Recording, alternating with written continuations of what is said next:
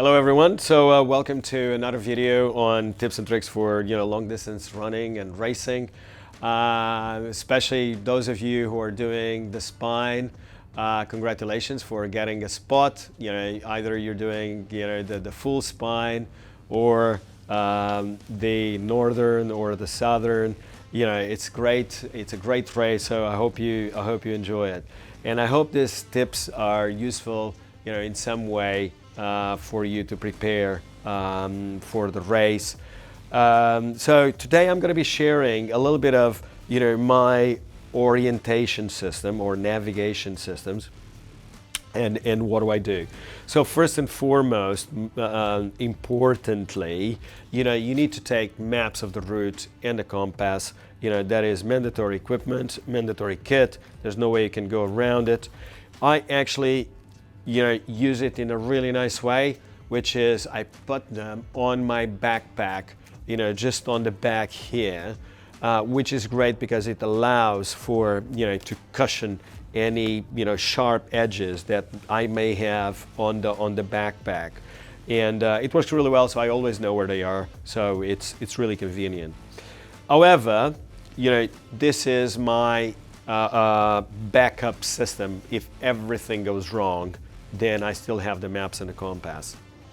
It is important for you to learn your maps, learn how to navigate with a map, because your electronic systems may fail, and if they fail, this is what you have to resort to. This is how you need to navigate. Familiarize yourself with navigating with a map. It doesn't hurt, it's actually quite fun, so with time, just do it. However, on the race, what I do for 100% of the race really is using a watch system. So I have an Enduro 2, which is probably the watch with the longest battery lifetime in the market with maps. So I just put in a navigation on the route and I just set off.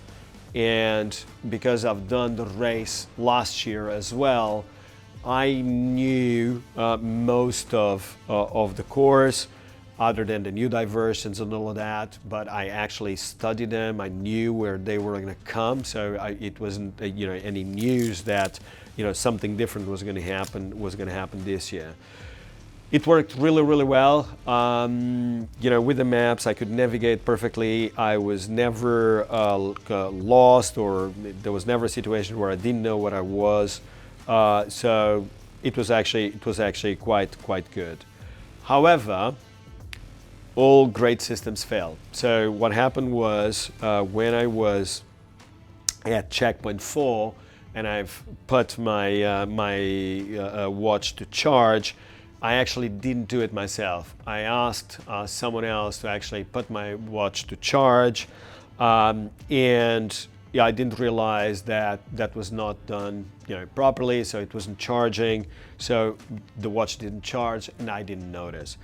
And that's perfectly fine, it's my responsibility. So I didn't do it, so I went out navigating out of checkpoint 4 and I stopped at Ornstead Farm. Obviously everyone does. I rested a little bit, had a bit of a soup.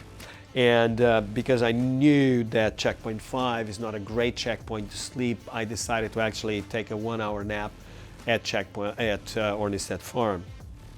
And whilst I was sleeping, actually my watch died. So when I woke up, my watch was dead, and I had no immediate navigation system.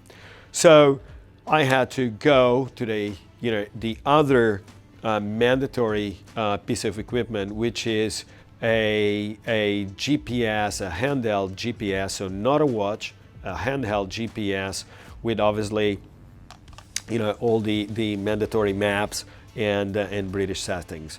So what I've done was I switched it on, put it on navigation, and I navigated those 10K or so up to checkpoint 5. Absolutely fine. I could have used this. I just didn't use it because the watch is somehow a little bit more convenient. But do always make sure that A, you have this with you, and B, that you have enough batteries for your handheld device.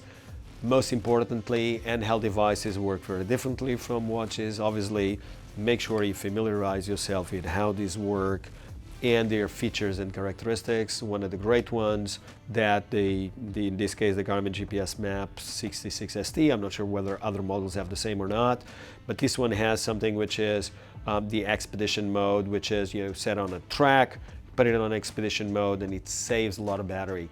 If you deviate from the track too much, it's gonna buzz, so it's gonna alert you with the sound saying that you're out of your course, which I find one of the great functionalities of this system.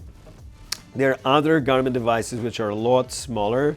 So I also had on my drop bag the eTrax 32, a lot smaller, as you can see, a lot lighter as well.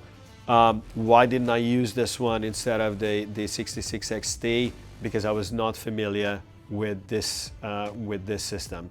It uses a different cursor here, and when you're navigating, in minus 10 degrees Celsius, you don't want to have problems. You don't want to deviate from your course. You don't want to lose time. So I decided that, take the safe option, use what I know how to use really well, and sacrifice probably, I don't know, 150 grams of weight and, just a little bit of space. So that's it about what I did with navigation. I hope this is useful. I'll be, navigation is probably one of the areas where I'm not very strong at. So it'd be great to, if you could share your thoughts and tips and, what do you think about this, and, any other techniques or tools or advice that you may have. It would be great to have them so I can improve myself.